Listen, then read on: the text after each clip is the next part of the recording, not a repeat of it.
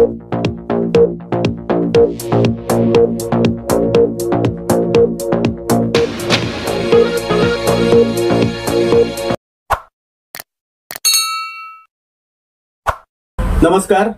मी Chintamani Sahasrabuddhe. Hello प्रभातच्या एक नजर विधानसभेवर ह्या विशेष कार्यक्रमात आपलं सहर्ष स्वागत. आज आपण बोलणार आहे पुन्हा एकदा मिरज विधानसभा मतदारसंघावर. सांगली, मिरज, जत, खानापूर, आटपाडी या आणि शिराळा, वाळवा म्हणजेच इस्लामपूर या सगळ्याच मतदारसंघामध्ये अजून परिस्थिती संभ्रमाची आहे. एका बाजूचे उमेदवार निश्चित झालेले आहेत, पण दुसऱ्या बाजूच्या उमेदवारांचा निश्चितपणे अजून सांगता येत नाही ही उमेदवारी कुणाला मिळणार. मिरजेत तर फारच मोठं घमासान चालू आहे. मिरजेमध्ये भारतीय जनता पक्ष म्हणजेच महायुतीतर्फे विद्यमान पालकमंत्री जिल्ह्याचे डॉक्टर सुरेश भाऊ खाडे यांची उमेदवारी जाहीर झाली आणि आता त्यांनी प्रचाराला पण सुरुवात केलेली आहे. भेटीगाठी त्यांनी सुरू केल्या आहेत, कार्यकर्त्यांच्या मीटिंग चालू आहेत, कामाची वाटणी चालू आहे, काम जबाबदारी फिक्स करायचं काम चालू आहे आणि उत्साहाचं प्रचंड वातावरण आहे भाजपच्या कार्यकर्त्यांमध्ये. कारण त्यांच्या दोन ज्या उमेदवारी जाहीर झाल्यात सांगली जिल्ह्यातल्या, त्यात एक मिरजेची एक आणि सांगलीची एक आहे. त्यामुळं भाजपचे कार्यकर्ते मोठ्या उत्साहानं कामाला लागलेत. प्रश्न आहे तो महाविकास आघाडीचा. त्या महाविकास आघाडीमध्ये सगळी सामसुमच दिसते, कारण अजून उमेदवारी जाहीर झालेली नाही. एवढंच नव्हे तर नेमकी उमेदवारी कुठल्या घटक पक्षाला महाविकास आघाडीतल्या जाणार तेही अजून निश्चित झालेलं नाही. तो गोंधळ आणि घोळ अजून चालू आहे. वंचित बहुजन आघाडीचे विज्ञान माने यांनी ही सगळी परिस्थिती ओळखून उमेदवारी त्यांची वंचित बहुजन आघाडीने जाहीर केली आणि त्यांनी आता प्रचाराला पण सुरुवात केली. काल तर त्यांनी मिरजेमध्ये मोठा मेळावा घेतला. त्याला त्या पक्षाचे वंचित बहुजन आघाडीचे नेते सुजात आंबेडकर सुद्धा हजर होते आणि मोठा मेळावा झाला तो. त्यांनी ते मोठ्या प्रमाणात प्रचाराला सुरुवात केली. आता प्रश्न आहे महाविकास आघाडीचा. महाविकास आघाडीतली ही जागा काँग्रेस पक्षाला जाणार का राष्ट्रवादीला जाणार का उद्धव बाळासाहेब ठाकरे यांच्या नेतृत्वाखालच्या शिवसेनेला जाणार, हा घोळ अजून मिटलेला नाही. मुळात महाविकास आघाडीचा राज्य पातळीवरचाच घोळ अजून मिटलेला नाही. त्यांच्यातच 85-85-85 का आणखी काय असा हा सगळा तिढा चाललेला आहे. शिवसेनेनं 65 उमेदवारांची आधीच एक यादी जाहीर करून टाकली, त्यातही गोंधळ आहे. या सगळ्या पार्श्वभूमीवरती नेमकी ही सीट राष्ट्रवादीची कडे जाणार का काँग्रेसकडे जाणार का उद्धव बाळासाहेब ठाकरे यांच्या पार्टीकडे जाणार, याबद्दल सगळा गोंधळ आहे. खरं म्हणलं तर काँग्रेसकडे ही सीट आहे असं गृहीत धरूनच काँग्रेसच्या नेत्यांनी म्हणजेच आमदार विश्वजित कदम आणि खासदार विशाल पाटील या दोघांनीही भारतीय जनता पक्षाचे नेते आणि सुरेश भाऊ खाडे यांचेच एक जवळचे सहकारी प्राध्यापक मोहन वनखंडे यांना काँग्रेस पक्षात काही दिवसापूर्वी प्रवेश दिला होता. पण त्यांचा प्रवेश झाल्याबरोबरच दंग्याला तिथं सुरुवात झाली. दंग्याला म्हणजे गोंधळाला सुरुवात झालेली आहे तिथं आणि त्यांच्या उमेदवारीलाच विरोध जोरात सुरुवात झालेला आहे. आणि ते म्हणतात की काँग्रेसमध्ये CR सांगलीकर सारखे उमेदवार आहेत, शिवसेनेमध्ये प्राध्यापक सिद्धार्थ जाधव सारखे उमेदवार आहेत आणि राष्ट्रवादीमध्ये बाळासाहेब वनमरेंसारखे उमेदवार आहेत. असं असताना तुम्ही बाहेरचा उमेदवार का घेतला, याच्यावरनं तिथं आता वाद सुरू आहे.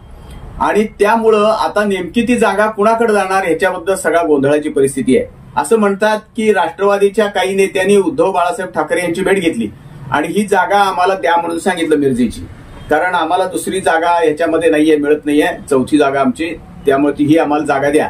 पण ती जागा द्या एवढंच नुसतं ते थांबलेले आहेत राष्ट्रवादीचे नेते. तर ते असं म्हणतात की आमचा उमेदवार पण तुम्ही घ्या, म्हणजे बाळासाहेब वनमरेंना तुम्ही उमेदवारी तिथनं द्या. उद्धव बाळासाहेब ठाकरे यांची शिवसेना तर असं म्हणते आम्हाला सांगली जिल्ह्यात जागाच नाही, त्यामुळे त्यांनी खानापूर आटपाडीची पण जागा मागितली आणि मिरजेची पण जागा मागितली. खानापूर आटपाडीमधनं ते आम्ही कुणालाही उमेदवारी देऊ म्हणतात ते, परंतु मिरजेत नाही आम्ही देऊ उमेदवारी, पण तुम्ही आम्हाला ही जागा सोडली पाहिजे. त्यामुळे हा गोंधळ सगळा चालू आहे आणि त्यामुळं सगळे कार्यकर्ते महाविकास आघाडीचे मुंबईकडं दिल्लीकडं नजर लावून बसलेत. भाजपचा प्रचार सुरू झालेला आहे. भाजपचा धडाकेबाज प्रचाराकडे सगळे बघत बसलेले आहेत आणि आपल्या याचा निर्णय केव्हा होतो, सांगलीसारखीच अवस्था आहे. तो एकमेकाचे दोन गटांचे वेगवेगळे जसे मेळावे सांगलीत पण चालू आहेत, तसे फक्त तिथं मेळावे चालू नाहीत एवढंच, परंतु तिथं वातावरण मात्र अतिशय काय म्हणू आपण असंतोषाचं आहे, अस्वस्थ आहे. त्याचा उमेदवारी नुसती जाहीर झाली महाविकास आघाडीची किंवा कुणाकडे जागा असं जाहीर झालं तरी सुद्धा त्याचा स्फोट होणार आहे तिथे मोठ्या प्रमाणावर त्या वातावरणाचा, अशी तिथली परिस्थिती आहे.